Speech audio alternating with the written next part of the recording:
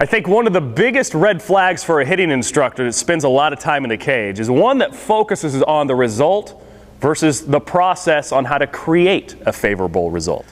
And this is no more so true that the hitting coach that's telling a hitter, hey, you're rolling over at the point of contact, you need to get extension through that ball.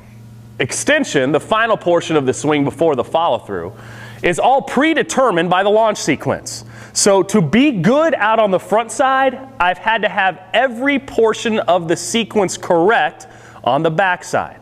I always compare the swing sequence to like a long row of dominoes, each one pushing energy into the next to make the next segment go or fall down.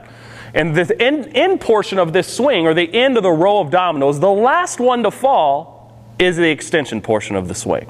So every domino had to be correct in the sequence in order for the last domino to fall correctly, in order for me to get that extension through the ball. Focusing on the portion of contact beyond is simply a waste of time. By teaching the swing sequence properly, a hitter is always going to be inside the baseball and has a chance for proper extension. A correct swing sequence that has the lower body, the rear leg, firing open the hip chassis against a resisting upper body, sliding the rear elbow close to my body, getting connected, and continuing to turn to rotation at the proper point of contact.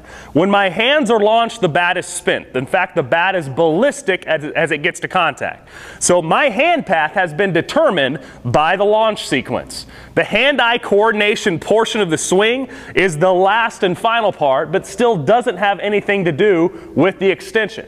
And that means simply being able to adjust my hands by pulling in, should I be late on a pitch, or making sure that I disconnect a little sooner in the swing if the pitch is away.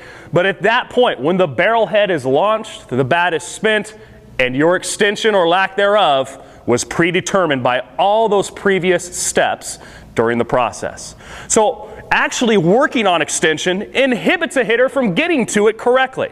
What I see hitting coaches often do is putting the ball further out in front and telling hitters, you need to stay through this ball further out in front. When hitters do this, their upper body gets ahead of their lower body, which makes it impossible to be in the correct swing sequence because we're losing our legs once we break forward of center.